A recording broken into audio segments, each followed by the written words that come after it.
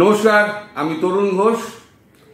Iran Israel যুদ্ধে America জড়িয়ে পড়ার পর এখন ইরান ভারতের সাহায্য চেয়ে পাঠিয়েছে। ইরানিয়ার প্রেসিডেন্ট পেজেশকিয়ান তিনি গতকালকে আমাদের প্রধানমন্ত্রী নরেন্দ্র মোদীকে ফোন করেছিলেন। ফোন করে তার মতামত জানতে চেয়েছেন এবং ভারতের মতো একটা শক্তিশালী রাষ্ট্রকে তারা পাশে পেতে চেয়েছে। মোদীজি ইরানকে সর্বাত্মক সহযোগিতার কথা বলেছেন এবং বলেছেন যা ওষুধপত্র এবং খাদ্যপণ্য যা দরকার হয় এই যুদ্ধের সময় তা আমি ভারতকে বলবো সরবরাহ অব্যাহত রাখতে। বিনিময়ে ইরানিয়ান প্রেসিডেন্ট পেজেশকিয়ান তিনি বলেন, যদিও আমরা হরমুজ প্রণালী বন্ধ করে দিয়েছি, তবুও ভারতের তেলের ট্যাঙ্কার যদি ইরানে গিয়ে পৌঁছায় চাবাহার বন্দরে, তাহলে পরে সেই ট্যাঙ্কারে তেল ভরে পাঠাতে ইরানের কোনো অসুবিধে নেই। ইরান সেই গ্যারান্টিটা দেবে যাতে ভারতীয় জাহাজের উপরে কোনো রকম আক্রমণ না হয়। তবে অন্যান্য দেশের ব্যাপারে ইরান কোনো কথা দিতে পারছে না। মানে ইসরায়েল বা আমেরিকান যদি কোনো রকম হামলা হয় ইরানের ভূমিতে, সেটা যদি এসে যদি জাহাজের ওপর পড়ে, তার দায় যেন ইরানের ওপরে না পড়ে। এটা পেজেশকিয়ান পরিষ্কার করে দিয়েছেন। মোদীজিও বলেছেন ঠিক আছে, আমরা ভেবে দেখছি। এই যে খাদ্যপণ্য সরবরাহের ব্যাপারটা, এটা নিয়ে শনিবার দিন একটা মিটিং হওয়ার কথা ছিল। আপনাদেরকে আমি আগের দু তিন দিন আগেই একটা মিটিং একটা ভিডিওতে বলেছিলাম একটা মিটিং হবে। সেই মিটিংটা হয়েছে এবং গতকাল রবিবার দিনও, শনিবার রবিবার দুদিন এই মিটিংটা হয়েছে। এই মিটিংয়ে ঠিক হয়েছে যে আপাতত অনির্দিষ্টকালের জন্য সমস্ত খাদ্যপণ্য, তেল এবং যন্ত্রাংশ এখন পাঠানো বন্ধ থাকবে অনির্দিষ্টকালের জন্য, কারণ এই যুদ্ধ সহসা থামবে বলে ভারত মনে করছে না। এদিকে রাশিয়া থেকে যা তেল আনা হচ্ছিল তার দ্বিগুণ করে দেওয়া হয়েছে তেল এবং গ্যাস আমদানিটা। আর ইরানের প্রস্তাবটা ভারত ভেবে চিন্তে দেখছে কি হবে। আর বাকি যে পাঁচটি রাষ্ট্রে আপৎকালীন ভিত্তিতে যে খাবারটা দেওয়া হতো, সেখানে ছিল নেপাল, ভুটান, বাংলাদেশ, শ্রীলঙ্কা এবং মালদ্বীপ। এই পাঁচটা দেশ, সেখান থেকে বাংলাদেশের নামটি কাটা গেছে। অর্থাৎ আজকে সোমবার থেকে একবার বাংলাদেশে কোনো রকম তেল, খাদ্যপণ্য এবং কোনো যন্ত্রাংশ, সে গাড়িরও হতে পারে, সে ফ্যাক্টরিরও হতে পারে, কোনো যন্ত্রাংশ একটা সুচ পর্যন্ত বাংলাদেশে যাবে না। আবার জামাতিরা মনে করবেন না এটা আমি বাংলাদেশ সংক্রান্ত ব্যাপারে বলছি। আমার ন্যাশনাল ইন্টারন্যাশনাল চ্যানেল, আমি ন্যাশনাল ইন্টারন্যাশনাল খবর করছি, এটা মাথায় রেখে দেবেন। আর একটা জিনিস মাথায় রাখবেন যে মা বোনেদের আমি কিন্তু লকারে ভর্তি করে আসিনি যে তাদের নামে আপনাদের তো শিক্ষার বহর তো আপনাদের তো দেখলেই বোঝা যায়, কমেন্ট দেখলে বোঝা যায়। আপনাদের মতো অশিক্ষিত মানুষ খুব কম আছে, যাতে আপনার সব মানে শব্দ ব্যয় করা এগুলো বৃথা।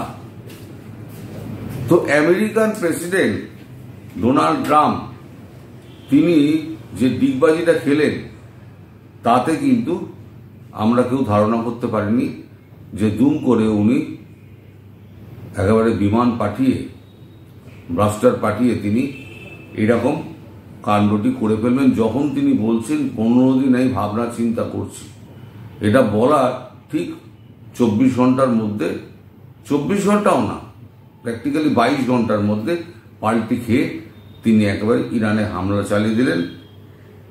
এই যে বিমান, এই বিমানে যে রকেট যেটা লাগানো হয়েছে, মানে সেটা ওজন হচ্ছে 13.3 3 টন। এবার 1000 দিয়ে গুণ করে দিন, তাহলে কত কেজি আপনারা বুঝতে পারবেন। এই বোমার যে আপনার শক্তি আছে সেটা 60 মিটার পর্যন্ত টানেল ঢুকে এটা বিধ্বংস করে দিতে পারে। এরকম 6টি বিমান গেছিল, প্রত্যেকটি বিমানে 2টি করে বোমা থাকে, তার মানে টোটাল 12টা এরকম বোমা ফেলা হয়েছে। লক্ষ্য হচ্ছে ইরানকে ধ্বংস করো। কিন্তু ইরানের যা স্ট্র্যাটেজিক ডেপথ, কারণ ইরান লম্বা চওড়ায় এত বড়, ইরানকে অত সহসা এরকম ট্রাম্প যদি মনে করেন যে তিনি একবার সহসা ইরানকে ধ্বংস করে দেবেন, তাহলে উনি মূর্খের স্বর্গে বাস করছেন। যাও, আমেরিকা কি করেছে, ওই 6টা বিমান যে 12টা যে টার্গেট ছিল, সেই 12টা জায়গায় 12টা বোমা যে মেরেছে সেগুলো হচ্ছে ফার্দো, নাতানাজ এবং ইস্পাহান। আপনাদের মনে আছে, ইতিহাসে পড়েছিলাম ইস্পাহানি শাড়ি, ওটা কথা হচ্ছে ইস্পাহান।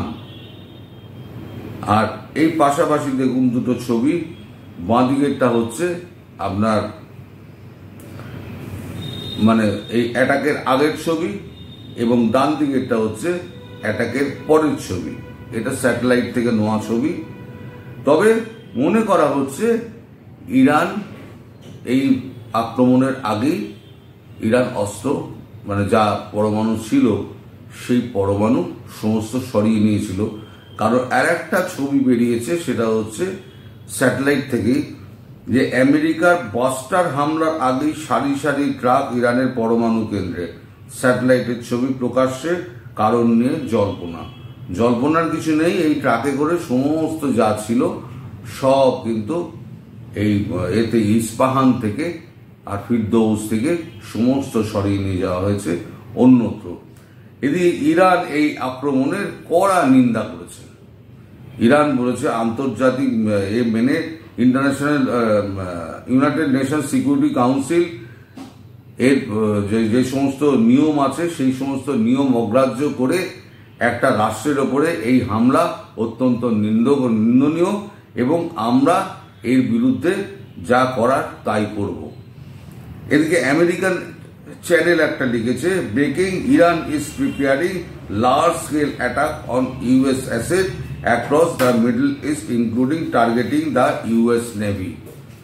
মানে যেখানে যেখানে রয়েছে মানে ইনস্টলেশন রয়েছে, আমেরিকার ইনস্টলেশন রয়েছে, সে সমস্ত দেশে, মধ্য এশিয়ার যে সমস্ত কান্ট্রিগুলোতে রয়েছে সেই সমস্ত কান্ট্রিগুলোতে সমস্ত বোমা মারবে, ইনক্লুডিং ইউএস শিপ, যেটা নিমিজ এখন যেটা এতে ইরানের কাছাকাছি সাগরে রয়েছে, সেখানেও বোমা মারে বলে একেবারে তৈরি হচ্ছে। ফলে ইরানকে যদি মনে করে যে একেবারে কোণঠাসা করে গলা টিপে মারব, তাহলে মুশকিল আছে। এদিকে ঘরে বাইরে ডোনাল্ড ট্রাম্প এই ঘটনার পর বিপদে পড়ে গেছেন।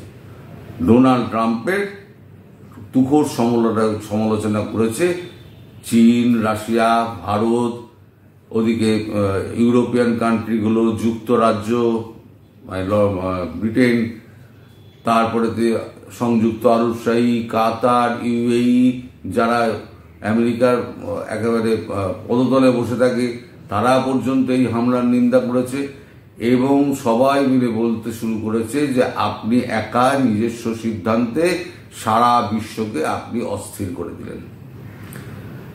ভারতের সেরকম কিছু ঘটবে না, চীনেরও খুব একটা অসুবিধা হবে না, কারণ ভারত এবং চীন দুজনেই রাশিয়া থেকে পর্যাপ্ত তেল এবং গ্যাস নিয়ে নেবে। আর ভারতের যা খাদ্যপণ্য উৎপাদন হয় তাতে পরে যদি ভারত সাপ্লাই বাইরে না করে তাহলে বেঁচে যাবে, অনেক ঘরে থাকবে, মজুদ থাকবে, কিন্তু সেগুলো বাইরে ভারত দেবে না।